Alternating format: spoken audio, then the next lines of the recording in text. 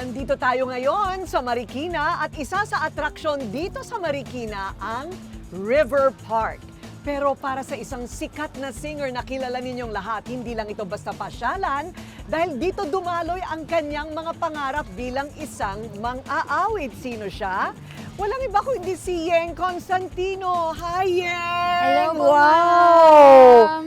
Naku! Thank you po for having me, Of ma'am. course! Dito pala siya nag-e-emote-emote. Paano naman nangyari na nandito ka sa Marikina, pero laki kang Montalban. Montalban? Opo. Anong nangyari? Napunta ka dito? Kasi po, magkalapit lang po yan eh. Montalban, San Mateo, Marikina. Pero ma'am, sa Marikina po kasi ang mga eksena. As you can see po, ang dami po dito mga restaurants.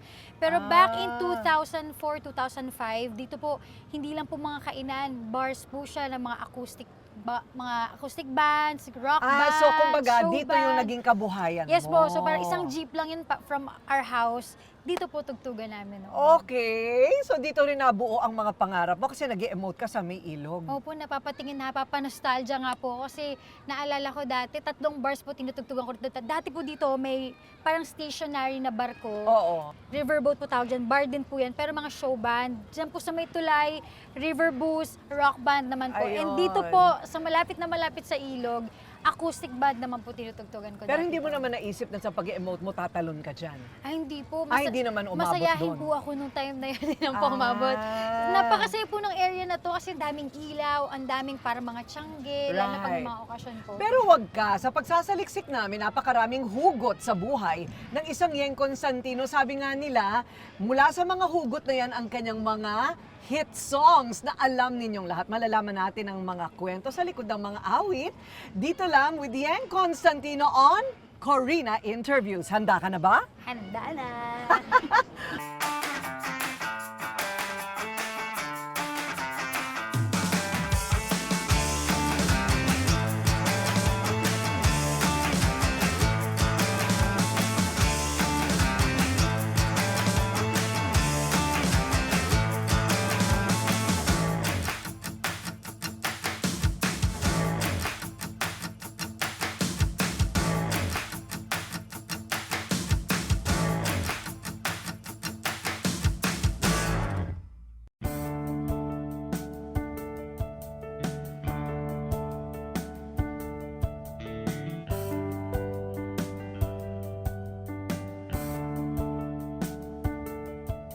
The Philippines rock royalties in the house, Yeng Constantino!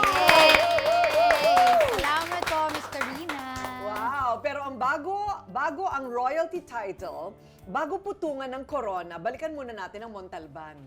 Tama ba, Montalban? Montalban Rizal. Anong meron sa Montalban? Doon ka pinanganak? Doon po pinanganak. Okay. Pinagmamalaki ko po yung palagi. Tubong Montalban Rizal. Tubong Montalban, Rizal. Ano bang yung pinagmamalaki ng Montalban maliban sa doon ka ipinanganak? Sa amin po ang Wawa Dam, yung sikat na mga ginagamit po sa mga commercial na mga nagma-mountain climbing, ganyan. Tsaka grabe pong nature sa amin. Ang camping sa amin, maganda. Hiking, maganda po sa amin. Oh, okay. So, okay. Yeah. Uy, nakaakyat na ako ng bundok dyan. Yes! Ang unang-una kong bundok dyan, muntik ako malumpo sa pagod. Kasi nagma-mountain climbing din kami. Oo, Okay. maganda. Yes, Montalban is known for that. Okay. 8 silang magkakapatid. Napakasipag ng kanilang mga magulang. Ikaw ang bunso. Yes po. Anong feeling ng bunso sa 8 magkakapatid? Tapos medyo kulang sa buhay. Right? Nung mga panahon na yon.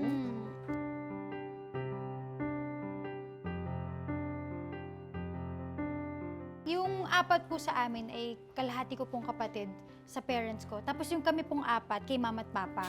So lumaki po kami, bali 5. Dahil yung anak po ng mama ko dun sa previous relationship niya, ay lumaki din with us. Hirap po talaga kasi both parents ko hindi nakapagtapos ng pag-aaral. So, batang-bata ka pa, naririnig mo na yung mga ganong problema. Ang landing po sa akin nun, Ma'am Corina, parang gusto kong, sana lumaki na ako para makatulong na ako sa magulang ko. Totoo ba? Gusto ko na makatulong ako sa pambili ng bigas para hindi ko na narinig si mama na nagsasabi na, ano na naman dito? Wala na naman tayong pambili ng bigas. Ano na balak mo sa buhay? So parang, sana malaki na ako para pwede na ako mag-work, para bibigyan ko na ng pera si mama. Ganun. Totoo? Hmm. Ano yung mga eksena noon maliban sa, Lito, anong gagawin mong susunod? Wala tayong bigas. Ano ang mga eksena noon sa bahay? Nung bata po ako, naranasan po namin na, dahil sa pagiging matulungin po talaga ng magulang ko, hindi po sila makahindi na kapag kami mga pinsan kami, titira sa bahay, ganyan. So, sakto na nga lang yung meron kami. Magiging, syempre, hati-hatiin mo pa yun, so magkukulang. Pumapasok kami, Ma'am Corina, sa school. Parang tigda-dalawang pandesal lang kinakain namin sa umaga. Maswerte pa yun dahil meron nga pambili ng pandesal. Pero minsan nakakatulala din po yun kapag ang aga ng call time mo sa school. Tapos tipid kasi po kailangan yung baon na meron ka. Imbis na mapunta sa pamasahe, para may pangkain ka sa school, maglalakad na lang papuntang school. Para pag lunchtime naman, hindi ka mapapahiya sa mga kaklase mo. Na wala kang pambili. May pambili ka pa rin ng pang-recess. Gaano kalayo yung school na nilalakad? Malapit lang po, di po ba dito sa ABS? Siguro po hanggang doon po sa train station sa may McDo po doon. Layo rin nun, ah. Medyo po. Kung maliit ka pa, malayo Kung maliit ka yun. pa. Oo. So, ganun po, mga naranasan namin. Tsaka, sanay po kami sa papa ko na hindi pa sumasweldo. Wala na yung sweldo kasi pinambabayad na po ng utang. So, yun po talaga naging goal ko, Ma'am Corina, na sabi ko, pag ako nagkaroon ng pera, una kong gagawin, babayaran ko yung utang ng tatay ko. So, saksi ka, kahit bilang bunso, doon sa hirap ng buhay, kaya maaga ka nangarap. Maaga kang nangarap. Ilang taon ka nun? Siguro po mga 9 Totoo, years old. 9 years old. Kasi po nung Nararamdaman mo na yon? Yes po. 9 ako nung una po akong sumali ng singing contest. Tapos doon ako nagkaroon ng taste na, pwedeng pagkakitaan ng pera to. Kasi yung... Teka muna, paano mo nalaman na marunong ka kumanta? doon muna tayo. Sige po. Yung kapatid ko po na una sa akin, pangalawa sa bunso, si Cookie, mahilig talaga siya kumanta. Tapos habang kumakanta siya, kumakanta lang ako on the side. Pag wala na sila sa bahay, punta na sila ng school. Ako naman magbubukas ng cassette tape. Kakanta ako mag-isa. Kasi ayoko paparinig sa iba, kasi baka mapahiya ako. Baka hindi naman ako kasing galing ng kapatid ko. So nagkakanta ako. Tapos one time, nagpa-practice yung kapatid ko. Nakikanta ako. Nagulat yung parents ko. Kumakanta pala to. Ganun lang po. Ano ka nagpa-practice? Mag-isa lang sa bahay. Kasi nga po ako yung pinakabata, tapos naiiwan ako sa house. Minsan half day lang ang pasok sa school. Nasa bahay lang ako nakaupo sa tapat ng kaset, tapos tinatry kong kantahin yung kinakanta ng kapatid ko. Sino idol mo? Nung bata po ako, si Bonnie Tyler. Bonnie Tyler? Kaya ka pala naging rocker. Kasi yung mama ko po tsaka yung ate ko, yan ang pinapakinggan. Okay, so Bonnie Tyler, tapos kanta-kanta sa banyo, tsaka pag mag-isa. So, pero ayaw daw ng nanay mo nakakanta ka. Ayaw niya po akong maging rockstar o rockista. Gusto niya akong mag-artista dahil mas may pera dun, nak. Mas maraming yumayaman sa pag-artista. Pero pag naging rockista ka, naku, walang pera dyan, nak, huwag mo nang subukan. Pero talagang love mo ang pagkanta. Bata ka pa lang. 9 years old po ako. Talaga na in love ako sa singing. So, nananalo ka sa mga contest. Yung unang singing contest ko po, ma'am, nagpa-contest ang chairman namin. 5 piso lang ang mapapanalunan mo, pero pinatos ko po yun. Kasi dahil gusto ko pong makita ng mga kapitbahay namin na kumakanta ako. So, nanalo ko ng 5 piso. Nakaka-addict pala yung feeling na gano'n. Wow! Pwede pala ito, makapansin ako. Tapos, Anong ginawa mo sa 5 piso? bumili po ng ice cream. So, counterproductive. Oo nga. Counterproductive kasi bawal Kung sa... anong bawal, yun ang ginawa mo. Tapos sunod-sunod na po yun. Sabi ng papa, pag uwi ng papa ko, papa, nanalo ako sa singing contest. Nagulat ang papa. Minsan singing contest, si chairman, nagpa-singing contest. So, nagkaroon ako 5 piso. Sabi niya, marunong talaga to kumanta. So, ang papa ko po ang naging agent ko. So, sunod-sunod na po yun. Naku, naging unang manager mo yung stage father, ha? Oo. Totoo. Pero nananalo ka naman parati. Nung bata po, nung cute-cute pa ako, Oo. lagi ako nananalo. Pero may point po kasi, Ma'am Corina, na naging awkward ka. So, may point na parang 12, 13, natatalo na ako kasi hindi na ako ganun. Weird ng face ko po nun eh. So, nag-venture ako sa iba. Nagbanda naman po ako. Kasi hindi na ako panalunin. 12 years old? 12, 13, 14 years old po, sumalang na po ako sa mga bars sa Marikina. Okay. So, teka muna, sa pagko-contest, sinasalihan mo din daw yung mga contest na sinalihan ni Sarah G. Opo, Meron? Ganon? Like yung what? Search for a Star, Star for a Night.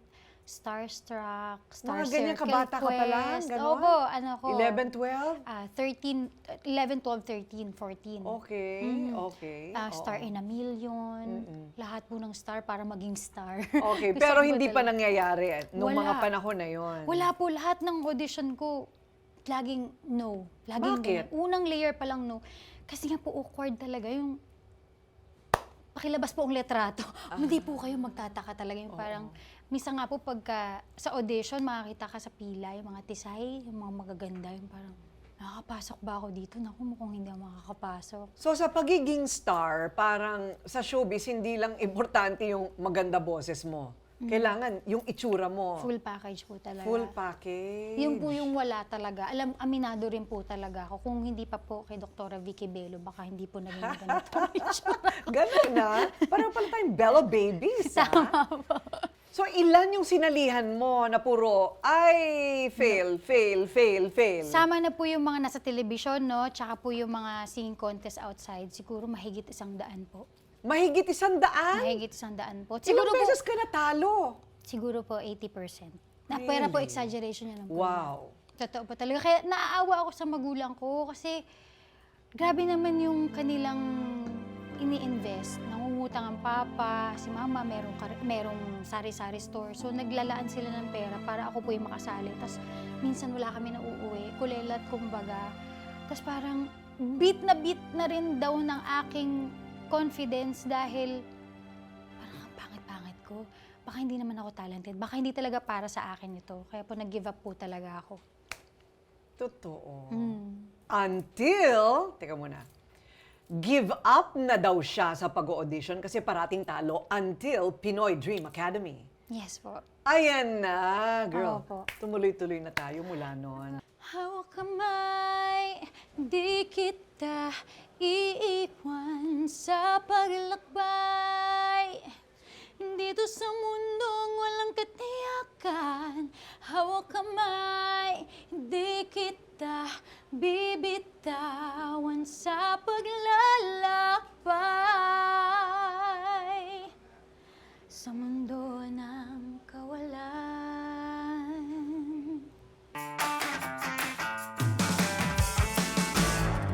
Our friends are coming back. Art, Mel, BJ, and Joey. Did you miss them? Hey kids, you're here! Finally, we've missed you! Ate DJ is also back. Let's join together to study and learn. So make sure to watch out for Word Hop. Only here on Net 25. Let's net together. So Net 25. Our friends are coming back. Art, Mel, BJ, and Joey. Did you miss them? Hey kids, you're here! Finally, we've missed you! Ate DJ is also back. Let's join together to study and learn. So make sure to watch out for Word Hop. Only here on Net 25. Let's net together. So Net 25.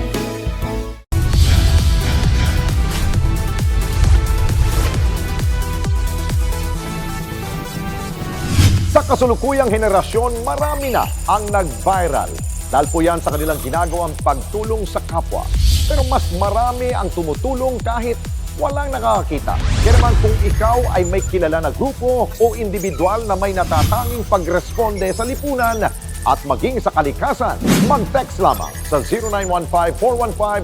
0915-415-1035 o mag-email sa responde@net25.com at magpadala ng mensahe sa ating Facebook page at Net25TV. Baka kayo na ang susunod nating Certified Key Responder. Let's net together. So Net 25. So Net 25. Well, I'm Ate Sherry Lynn! I'm your Tito Efren! And I'm your Tita Cynthia! I'm your Chef Mads! Na nag-iimbita sa inyo tuwing Sabado at Linggo na laging subaybayan ang Ito ang Tahanan mula alas 8 hanggang alas 9 ng umaga dito lang sa Net 25! Meron din kaming Facebook page at YouTube channel. Like, share, and subscribe! Ito ang tahanan! Let's get together. Sunday 25. Sunday 25. Ako si Sara Duterte. Tatakbo bilang Pangulo ng Pilipinas. Good luck. Yun lamang po. Tampok ang mga nagbabagang balita at malalimang panayam sa mga pangunahing personalidad, mga opisyal ng gobyerno, eksperto at mga taong nasa sentro ng kontrobersya. Harapan at tapatan. Alamin ang totoo. Alamin ang magkakaibang panig. Sumabay sa init ng mga balita at issue. Ano sa palagay nyo? Alas 8 hanggang alas 10 ng umaga, Lunes hanggang Biyernes, dito lang sa Net 25.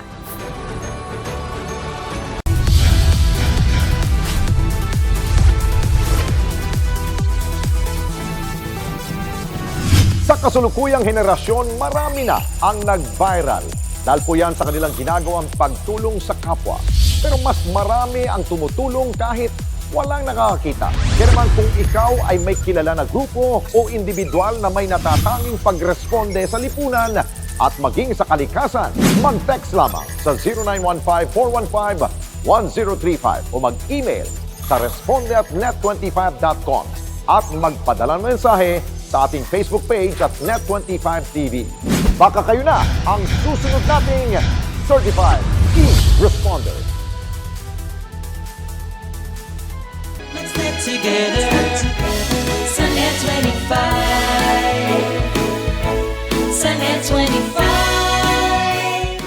Well, I'm Ate Sherry Lynn. I'm your Tito Efren. And I'm your Tita Cynthia. I'm your Chef Mads. Na nag-iimbita sa inyo tuwing Sabado at Linggo na laging subaybayan ang Ito ang Tahanan mula alas 8 hanggang alas 9 ng umaga dito lang sa Net25.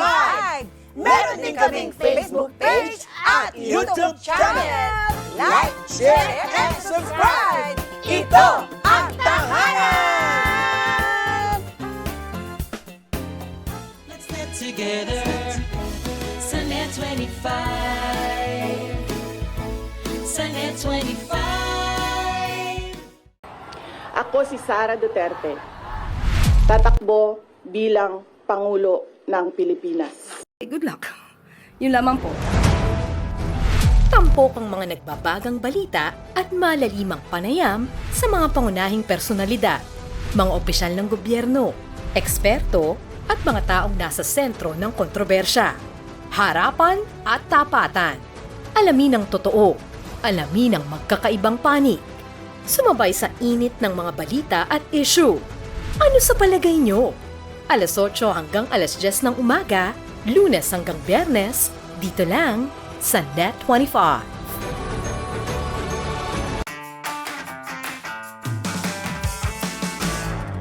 At mula sa kanyang pangarap, ayan, itinawid na nga ni Yeng Constantino ang kanyang naghihintay lang pala na tagumpay as the Grand Star Dreamer ng Pinoy Dream Academy. Pero bago yon, ayaw mo na. Opo. As in, pag sinabi mong ayaw mo na, ano sinabi mo sa sarili mo? Ayoko na, gusto ko na lang maging mahirap. Hindi po Diba? sinabi ko, parang di talaga ako para dito sa industry na to. Siguro kung wala talaga, mag-college na lang ako. Kasi for a time, nag-stop po ako mag-school para talagang tumaya sa industry. Sali lang ako ng sing contest, banda lang ako ng banda, tugtog lang ako ng tugtog. Sabi ko, magpapatuloy lang ako ng college. Inisip ko po noon, siguro kapag nakatapos na ako ng kolehiyo, kung ano yung matapos ko, through that, yung mga sweldo ko doon, ko lang tutulungan yung parents ko. So for a time, naging ganun po ako, nalus ako ng hope. Paano ngayon nabuhay ulit yung pag-asa mo? Kasi po, nag-give up ako. Tapos yung kapatid ko na, yung sinasabi ko pong magaling din kumenta, hindi kami masyado nachichikahan yan, Ma'am Corina, tungkol sa work ko eh. Bigla na lang ako nausap, mayroong sing contest ako nakita sa TV, naghanap daw ng songwriter. Di ba nagsusulat ka? Out of nowhere. Hindi naman kami nag-uusap ng ganyan. Sabi niya, hindi na, sumali ka pa. Baka malay mo ito na yun. Tapos saka ka mag-college kung hindi talaga. Ginarinig ko na sa kanyang una yan. Tapos po, tumutugtog ako dun sa isang bar na tinutugtugan ko dito sa Marikina nga. may agent na lumapit sa akin. Sabi niya, uy, nagsusulat ka ba ng kanta? Ko, opo. Gusto mo sumali, may singing contest ang ABS-CBN. Naghanap ng songwriters at singers. So, dalawa na yung senyales. Sabi ko, baka ito na. Kinabukasan po, puyat na puyat ako. Pumunta talaga ako, kahit puyat ako nag-travel kami mga 5 a.m. Nag-audition kami sa ABS, naghintay kami. 6 a.m. ako nakapunta doon. 6 ng hapon po ako nasalang. Hawak kamay, di kita iiwan sa paglakbay. Unang audition, unang layer, for the first time sa lahat po ng sinalihan ko, nakapasok ako sa first layer. Wow! Okay. So, anong sinabi mo sa sarili mo? Sabi ko, ayoko masyado ma-excite, no? Pero baka ito na to, kasi hindi ito nangyayari usually. Tsaka tignan mo naman yung suot mo ngayong araw, brown lahat, Parang napaka-unlikely. At ang daming magaganda, ha? Pero napansin ka. Tapos nagkaroon po ng callback hanggang sa pangalawang layer ng audition, pangatlong layer ng audition, hanggang sa nakapasok po ako doon. Parang makapaniwala, I can't believe it, na parang makakapasok ako sa loob ng Pinoy Dream Academy. Parang Pinoy Big Brother po siya, pero musical. May mga camera doon. Totoo, makikita na ako sa TV ng ganito. Hindi ko po talaga sukat akalain. Paano mo pinipili yung mga kanta mo? Doon po. Oo, noon. Ay, Ma'am Corina, sila ang namimili ng kakantahin namin. So, wala kang choice at first. Oo. Sa huli na lang po yun ng Grand Finals, kami napipili ng song namin. Pero nung umpisa, ang challenge, kung anong mapili na kanta for you, halimbawa, ang challenge, fans ang pipili, o magulang mo ang pipili, o ang teacher mo ang pipili for you. Kaya grabe po talaga yung mga Wow. challenges na hinarap namin dun So, sa competition. nag-iiba-iba ka ng estilo ng kanta noon? Kailangan po, kailangan Kung po. kundi-man. Yun lang po yata, hindi ko po talaga kaya. Pero na-try ko po doon, ballad, pop rock, parang medyo musical type, tsaka pop, ganyan. Hip-hop, nag-try po kami iba-ibang klaseng genre. Okay. Hanggang sa winning moment. O yun, umabot na tayo doon. Ano ang pinakamahirap na part doon sa whole Dream Academy journey mo? Yung being away sa magulang ko.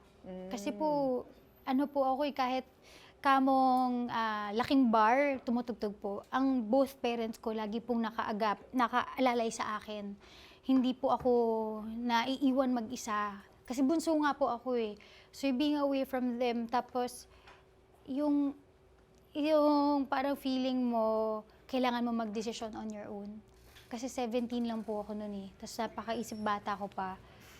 And also, siguro po yung para kang isdang, sanay ka sa aquarium pero itinapong ka sa malawak na dagat. Okay. Tapos iba't ibang klaseng tao yung makakasalamuha mo. Pero kinaya mo.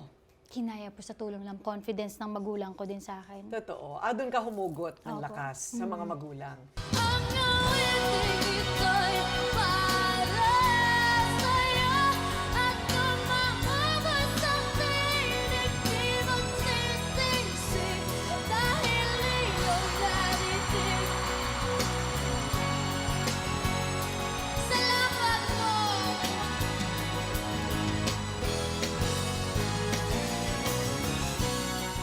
So, nanalo na tayo! Wow! Anong feeling?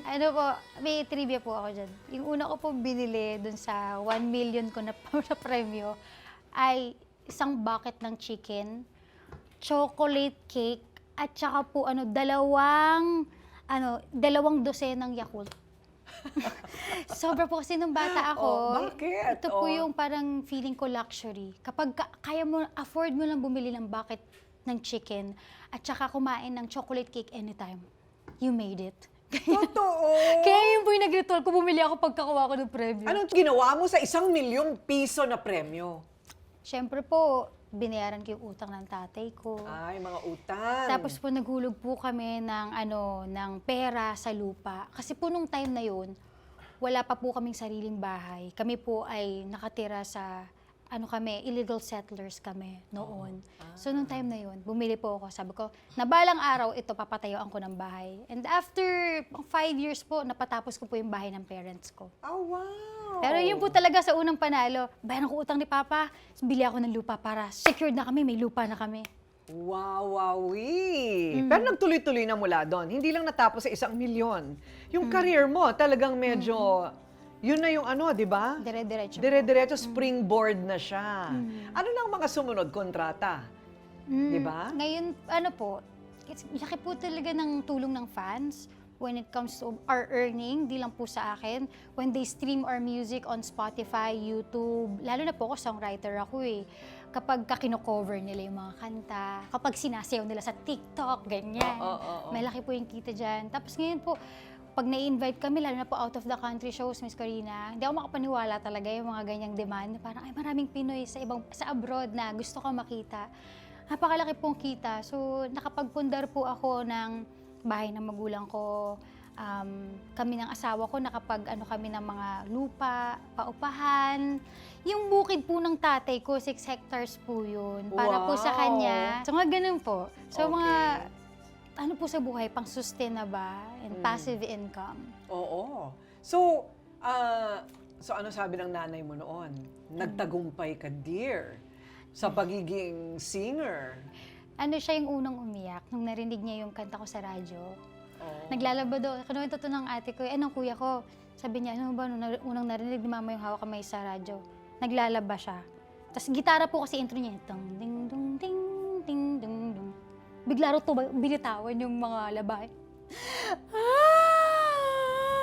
Ano nangyari? Ang kapatid mo nasa radyo. Iyak siya talaga ng iyak. Totoo. Sobrang happy ako na kahit hindi kami nagkasundo ng mama noong time na yun, naiintindihan ko naman po eh. Siyempre, sa kanya, hindi logical talaga na parang, magraraki-nakista ka, o mag-ano-ano ka. To be a musician, it's really hard.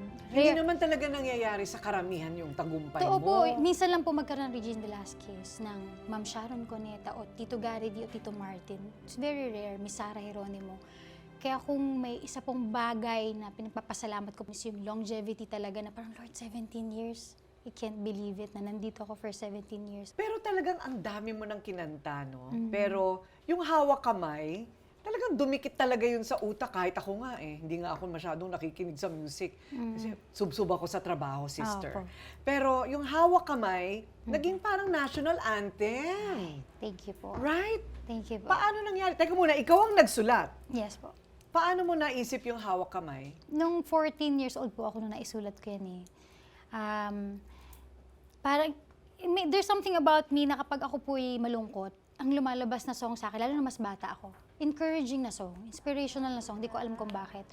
Nagdaan po ako yun sa parang feeling ko inabandon ako nung pinsan namin na inampun namin na parang feeling ko magkapatid kami, pero naghanap pa rin siya ng family. Parang di kami na yung family mo eh. Kasi yung parents niya, namatay yung dad niya, at mom niya, inabandon siya. Sinampun namin siya. So I'm thinking, dapat kami na yung family mo. And then, yun nga po, umalis. Pero for some reason, yung lumabas na song sa heart ko is, hawak kamay, di kita iiwan sa paglakbay, dito sa mundong walang katiyakan. So para sa akin, siguro po yun yung gusto sabihin ng heart ko, that no matter what happens, we're still family. I'm just so happy kasi kapag nilabas mo na yung kanta mo sa out there, pag-aari na yun ng mga tao. Kung anong gusto nilang interpretasyon sa song, naging kanta na po siya sa mga nanay, naging kanta na po siya ng nanay sa anak, naging kanta po ng mga estudyante sa kanilang mga guro, naging kanta ng mga best friends at ng mga magjojowa. Kaya po sobrang, grateful din po ako sa kanta talaga na yan. At hindi ka lang naging singer. Naging actress ka pa. Artista talaga. From time to time po. From time to time talaga eh. meron Pero nagka-award ka ha sa pagiging actress. Ano yun? Ano po, naging best supporting actress po ako for Manila Film Fest. Naglabas po kami ng pelikula, yung Right About Love. Paminsan lang po talaga ako ma-acting kapag kailangan ko po ng break from music. Lagi po ko chine-challenge ng papa ko, pag-acting ka, kailangan hindi ka patwitam sa gawa ka nung medyo matcha-challenge ka rin naman, anak. So sa akin, parang feeling ko ginagawa ko yung acting para i-impress yung tatay ko. Parang, am I enough, papa? May ganyan ako. Magaling ba ako? Alam mo yung little girl inside of you. Paano napanood mo ba? Okay ba ako? And tuwing nagko-compliment sa akin yung papa ko, doon ko talaga na-feel na parang bilib sa akin yung tatay ko. So, minsan po talaga ginagawa ko siya. Eh siya yung unang-una mong fan eh. Oo po. Stage father nga, no? So talagang sa loob mo siya yung gusto mong pasayahin, unang-una. Siya po talaga. Wow! Pero maagang nawala ang nanay mo, ano? Hindi po, 2 years ago, At 2 years ago. during the pandemic po. Well, maaga pa rin yun. Ilang taon siya nun? 67. 67 is very young. 67. Hindi ba? Komplikasyon po nung diabetes niya. Okay. So, paano naman tinamaan ng pamilya ninyo nun? Sobra po yun. We didn't get to see her kasi po, during the pandemic, pag kinuha sa bahay na yun. And that time when my mom passed away, ako naman yung may COVID. So, hindi ako makaalis ng bahay. Naka-oxygen po ako. Tapos, yung papa ko tumawag sa akin. And minsan naririnig ko pa nga yung boses ng papa ko kasi hindi siya emotional eh. So, my papa called me parang 4 a.m. Nak, wala na si mama mo. So, sobrang, yun po yung pinakamalungkot na ng life namin when my mom passed. Kasi po siya yung, kahit po ang mama ko kinakainisan ng iba kasi very strong. Pero siya po ang komedya, siya ang ilaw, ang rainbow sa aming buhay. Kung wala po mama namin, walang kulay pula, walang pink, walang yellow. Ang papa ko lang ay black and white. Boring ang life pag yun. Mama po namin talaga nagbigay ng color ng life namin. So, lahat kami. Until now, Ma'am Corina, until now, nag-grieve pa rin kami. 2 years, parang recently, we just celebrated yung life niya. Naggunita kami sa bahay. Pumunta yung mga kapatid ko sa house and we were just talking about our mom. Hirap pa rin. Sabi nga ng tatay ko, more than anything, mas nag-aalala ako sa inyo kasi ibang mawala ng nanay. Pero nakita niya, naabutan niya yung rurok ng tagumpay mo. Yes po. Yun naman ang maganda, hindi ba? 17 years in the music industry Yes po. at talagang ikaw ang nagtupad ng pangarap ng buong pamilya mo. Hindi naman ba? po lahat. yung mga kapatid ko po, pinapabayaan ko po kasi na sa sarili nila. Pero yung sa parents sarili ko po, nila. parents ko. Yes, oo. Pero syempre, lahat sila proud sa'yo, no? Sobra po. Hindi ba? Proud Sobra sa'yo. ako makapag-post po yung mga kapatid ko tungkol sa akin. Parang ako na nga po yung may-ari ng page ng Facebook nila. Pero okay. So yan ang career ni Yeng. Pero iba ang kwento naman ng kanyang personal na buhay. Ayun. But congratulations for 17 years, ha? Ang awiting ito'y para sa'yo. At kung maubos ang tinig, di magsisisi. Dahil iyong narinig mula sa labi ko.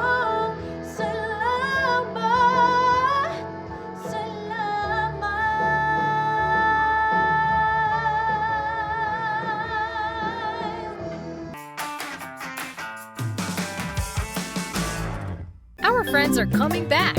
Art, Mel, BJ, and Joey. Did you miss them? Hey kids, you're here! Finally, we've missed you! Ate DJ is also back. Let's join together to study and learn. So make sure to watch out for Word Hop.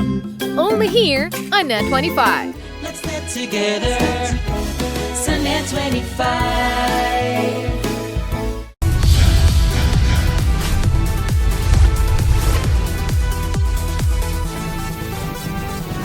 Sa kasulukuyang henerasyon, marami na ang nag-viral. Dahil po yan sa kanilang ginagawang pagtulong sa kapwa. Pero mas marami ang tumutulong kahit walang nakakakita. Kaya naman kung ikaw ay may kilala na grupo o individual na may natatanging pagresponde sa lipunan at maging sa kalikasan, mag-text lamang sa 0915-415-1035 o mag-email sa responde@net25.com at magpadala ng mensahe sa ating Facebook page at Net25TV. Baka kayo na ang susunod nating Certified E-Responder. Let's get together. Sunday 25. Sunday 25. Well, I'm Ate Sherry Lynn! I'm your Tito Efren! And I'm your Tita Cynthia! And your Chef Mads! Na nag-iimbita sa inyo tuwing Sabado at Linggo na laging subaybayan ang Ito ang Tahanan mula alas 8 hanggang alas 9 ng umaga dito lang sa Net 25! Meron din kaming Facebook page at YouTube channel. Like, share, and subscribe! Ito ang Tahanan! Let's get together. Sunday 25. Sunday 25. Ako si Sara Duterte.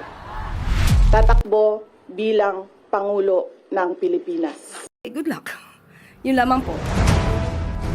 Tampok ang mga nagbabagang balita at malalimang panayam sa mga pangunahing personalidad, mga opisyal ng gobyerno, eksperto at mga taong nasa sentro ng kontrobersya. Harapan at tapatan. Alamin ang totoo. Alamin ang magkakaibang panig. Sumabay sa init ng mga balita at issue. Ano sa palagay nyo? Alas 8 hanggang alas 10 ng umaga, Lunes hanggang Biyernes, dito lang sa Net25.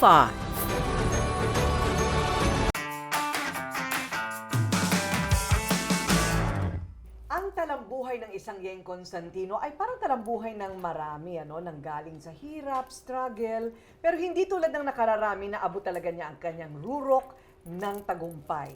Pero sa likod ng kanyang karera ay ang kanyang personal na buhay. O, pag-usapan naman natin yung personal. Sige po. Hindi ko na nga alam na kinasal ka na pala, 8 years na pala. Mag 8 years na po. Saan naman kayo nagkakilala?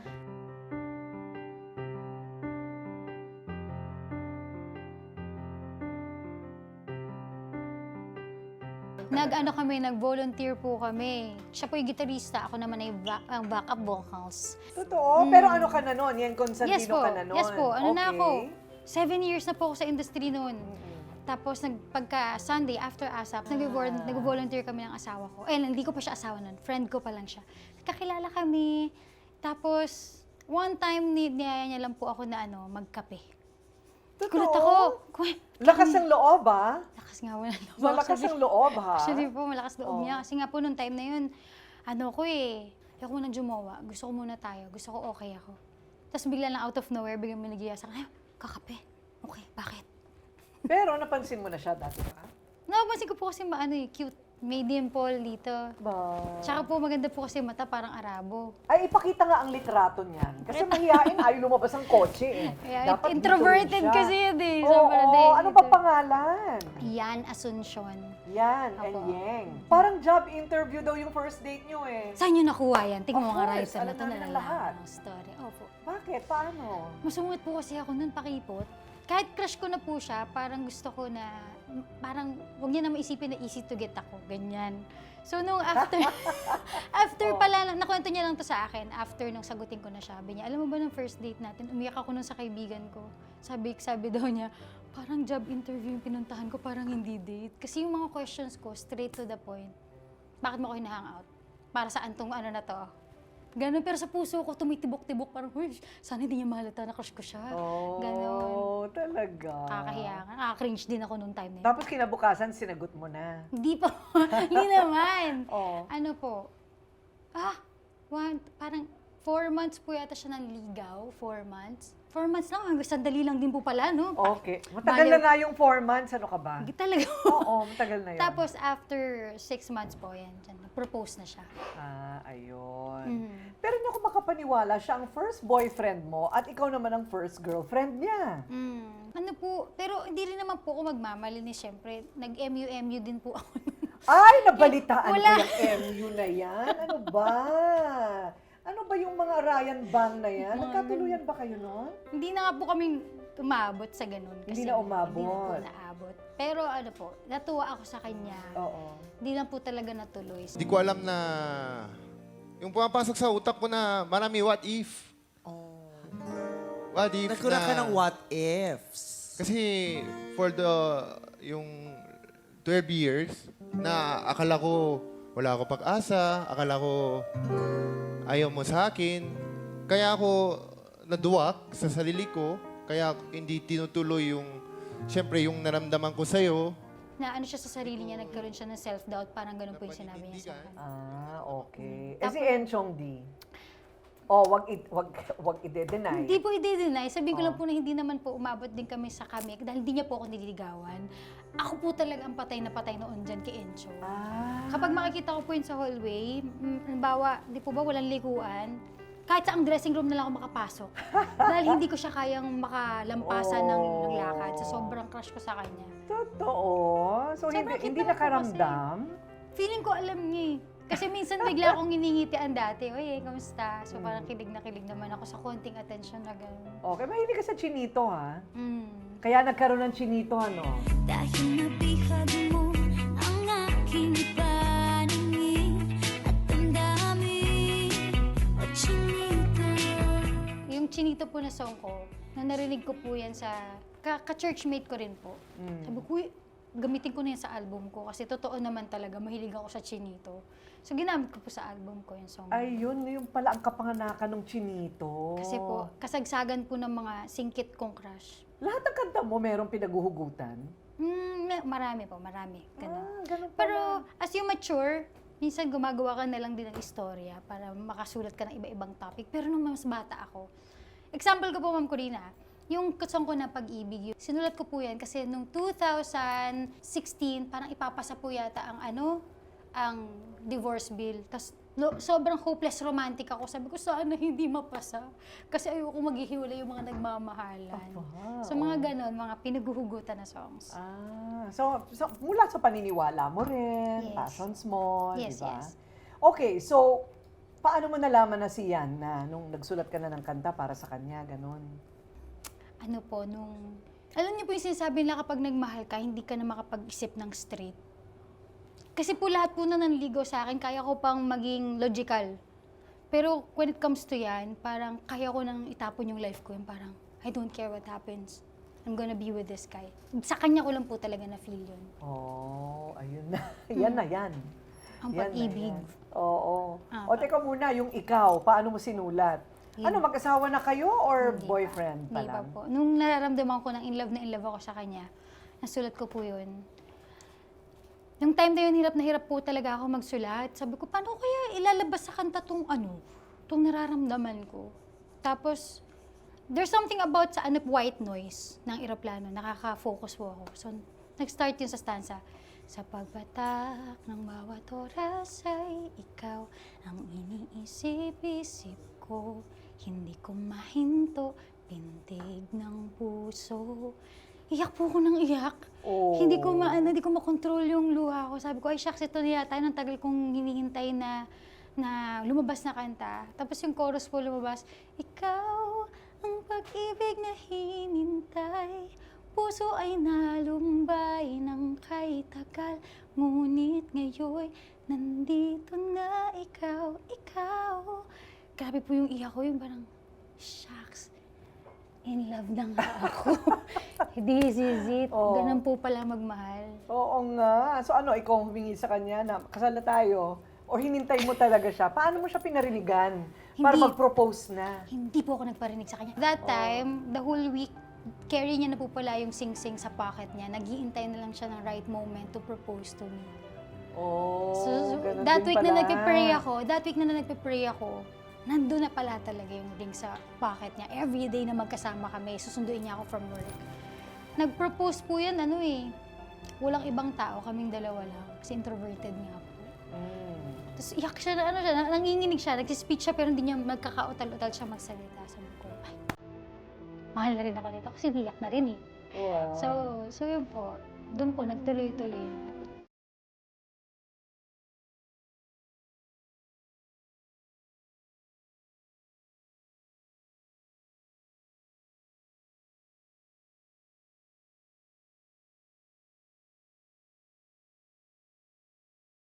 Ano ang mga nabago sa buhay mo nung ikinasal ka na? Meron na po akong katuwang sa buhay talaga na 24/7 nandyan para sa akin. Kasi po dati, nung nakapasok ako sa industry, sabi ko po sa inyo kanina, yung parents ko po, they had to parang step back kasi may manager na po ako ganyan. But it was really hard kasi you have to make decisions, big decisions that can make or break you. And sometimes when I fail, lahat yun, ako mag-isa lang. Pero ngayon na nandiyan na siyan, kahit minsan sumasablay ako, basta pag-uwi ko ng bahay, I have somebody with me na magsasabi sa akin, it's okay. Babawi tayo next time. You can do it. Meron akong person na mag-cheer sa akin, na mag-encourage sa akin. Kasi I may appear, Ma'am Corina, na parang, siguro confident to. Hindi, actually, I'm very insecure person. Hanggang ngayon po, kahit 17 years na po ako sa industry. Pero yung asawa ko po yung nakakatulong sa akin to give me confidence. At times na sobrang down talaga yung confidence ko. Talaga? Well, kanina, during the break, pinag-uusapan namin yung mental health, no? At nakakagulat na, siguro kalahati sa mga nakakausap ko sa interview, pinag-uusapan namin ang mental health. Yeah. So, nagka-issues ka rin dyan. Yes po. Paano lang? Kasi artist ka, no? Ganun ba Tayo yun? po sa industry. Oo. Lalo mas marami ka pong ma-encounter dito dahil wala naman po sa industry natin nakakapasok na normal. Oo. Lahat po tayo may certain something. sapak Oo. po, no? Sa akin po ganun. So, I just felt po at that time that I needed help na from, sabi ko sa asawa ko, alam ko love mo ako pero parang kailangan ko na ng therapist. So po, nag-ask po ako ng help. Nagpa-therapy po talaga ako. Kasi may mga depressions ka, Yes akyat po. baba ng mood. Ano po talaga, depression, severe depression, na kahit anong ma-achieve ko sa career ko, bakit ganun? Parang ang lungkot-lungkot ko pa rin. Yung di mo na maintindihan siya logical. At alam mo yun, kasi nga, logical, nag-iisip kang tao eh. Dapat pag ganito, happy ako eh. Ang daming tao na pangarap to, dapat happy ako. Pero yung emotion mo hindi sumusunod. So, po yun po, 4 years na po ako nagte-therapy ngayon. Okay. Hindi po ako tumitigil kahit na mas better na po ako ngayon. I'm in a better space, emotionally and So, mentally. nire-recommenda mo na kunwari ang isang tao, Yes. celebrity ka man o hindi, Mm. pag nakakaramdam ng ganyan, Hmm. pwedeng kumonsulta ng espesyalista, di ba? Yes po. Ako, re-recommenda ko po talaga. Siyempre po, hindi po lahat afford, no? Kasi mahirap po.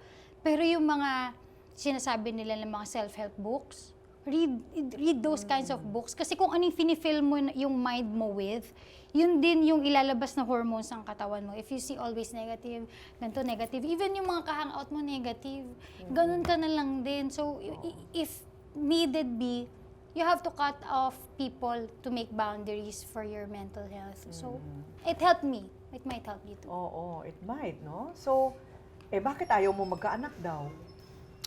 Kasi retired na po ang papa ko. So, parang ngayon, ang focus ko po namin mag-asawa is to take care of papa since wala na po siyang katuwang sa buhay.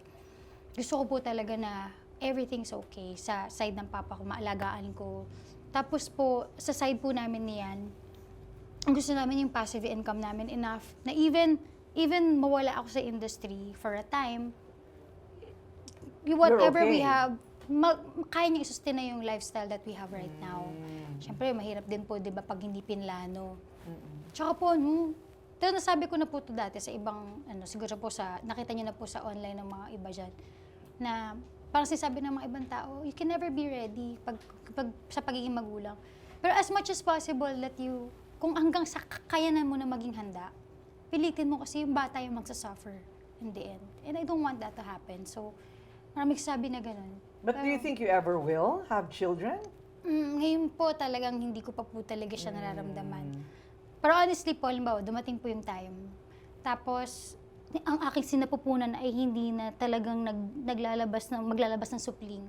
We're willing to adopt. Ah, okay. Kasi po sa family namin, it's very normal. Nag-a-adopt po talaga kami sa family namin. Even sa side ng family niya, nag-a-adopt din sila. Oh, I see. So parang hindi po siya malaking problema sa family. Why, that's a big decision. Yes. Kailangan talaga paghandaan.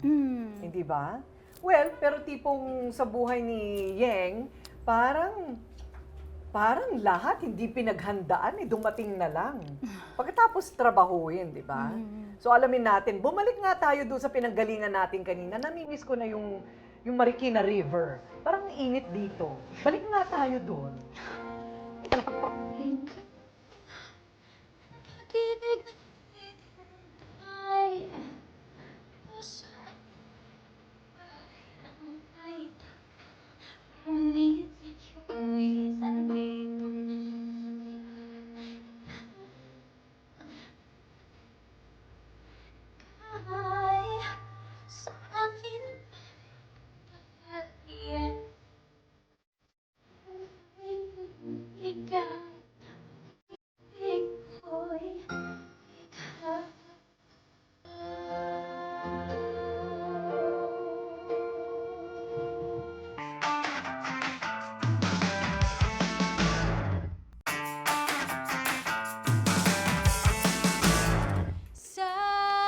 Sasakay ako sa aking pangarap, basta't ang kasama ko'y ikaw. May liwanag, sasakay ako sa aking pangarap hanggat ang laman ng puso ko ikaw may liwanag. At mula sa awit ng pangarap, tagumpay at pag-ibig, doon naman tayo ngayon sa awit ng buhay ni Yeng sa kasalukuyan. So all good? All good po. Tingin All mo? good. I think po, after ng pandemic and all of the things na pinagdaanan ko, madam, I'm in a better mental space and emotional state po. Oh, that's good. Yeah. Kasi mahirap yan lalo pag babae. Hmm. Tapos habang naglalaon, yung hormones mo nagwawala. Ay, nako, totoo po yan. Hindi Kaya po, ba? ngayon po nagpapa-hormone therapy po ako sa core. Oh, that's So, nagtitake important. ako for my adrenaline kasi apparently meron pala po akong kulang yung dopamine. Kailangan pala ng tao yan. So that's something na ginagawa ko for myself now. Ito ay isang napakahalagang usapin, lalo na sa lahat ng tao, lalaki o babae, na nagpapa-blood test Yes. at chine-check talaga yung hormone levels mo. Yes po. Kasi hindi nyo alam yung hinuhugot ninyong sobra, pwede naman palang gamutin. Totoo po. Right. So, it's So, very ngayon? important. Ngayon po, mas better na 1 month ko na po siyang ginagawa. Nakikita ko na yung result in terms of my drive, passion ulit. Iba po pala pag tumatanda na rin, nagkakaedad. Darling, ang bata mo pa, Hindi huwag po. ka magreklamo. Hindi po, madam, nasa Kung ano po. matanda ka, di dapat na ako ilibing. Hindi po. Pero mas better po ako ngayon. Okay. I think she's much better because she'll make more money. Kasi siya na ngayon ang may-ari ng kanyang sariling musika. Paano nangyari yon? I talked to Star Music and ABS po and inalaw po nila ako na maging pag-aari ko ng aking music catalog. At ngayon po, gumagawa po ako ng bagong versions ng mga songs ko na maririnig nyo na po sa Spotify. Naglabas po ako, Miss Corina, ng 5 una. Tawag po sa project ko is Reimagined. Ito po yung mga minahala nilang kanta from me, pero binihisan ko po lang po ng bagong timpla so that when the new market hears it, mas may bagong version, kung baga, bagong vibe. Pero true pa rin siya dun sa melody, sa beat ng song. Naku, alam mo, mga musiko lang ang nakakaintindi ng ganong lingwahe na same beat, same vibe, pero Feel. iba ang areglo, ang mga ganyan ba. But I'm very happy you now own your own music, Yes po. your own catalog. So ang ibig sabihin nun, ano?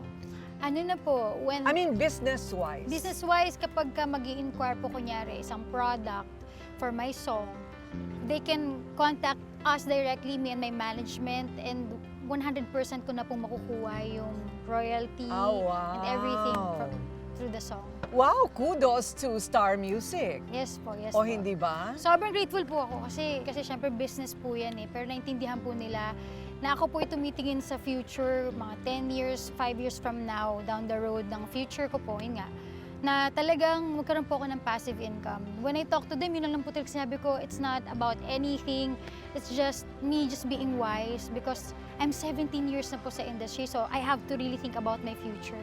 Oo nga, dapat lang. At kasama sa future na yun ng ano pa? Marami po. Ngayon po, nag-i-invest po kami ng asawa ko sa mga lupa, ganyan. So, negosyo, negosyo negosyo. po. Swerte po ako sa asawa ko kasi siya po, artist po, alam niyo po yung artist brain. Hindi po Yes. kami pala kwenta eh. We can produce money but we cannot grow money. Okay. So, I'm really lucky to have a husband na marunong mag-grow ng money. Oh, great. So ako po, medyo chill lang ako. Gawa ko ng art, gawa ko ng ganito. And he teaches me how to invest.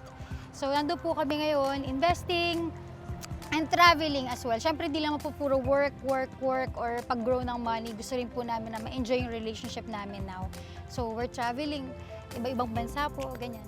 Totoo. Pagkatapos ng buong journey mo, ano sa palagay mo ang headline ng buhay mo ngayon? Yeng Constantino, grateful sa 17 years niya sa industry. Ganyan. Oh, wow! Oo naman. Kasi napagdaanan mo ang napakaraming karanasan, tugatog ng tagumpay, at ngayon ay happy. Opo. I think that's the most important thing. Happy ka, right? Sobra po, sobrang happy Okay. po. Kaya naman, laking pasasalamat natin na ikinuwento talaga ni Yeng Constantino ang kanyang buhay dito lang sa Corina Interviews. Thank you, Yeng! Thank you so much, madam. Pero bago po tayo umalis, ito po ay birthday episode nyo, kaya hindi po mawawala. Birthday episode ko. Yes po! At madam, happy birthday to you! Kanta tayo! Let's sing! Happy birthday to me! Hey! Wow! May confetti pa. Yay! Wow! At ang aking tanging birthday wish ay maraming pang makatotohanang usapan sa Corina Interviews. Thanks, guys! Mwah! Thank you, Yeng! Happy birthday, ma'am. Thank you! Thank you!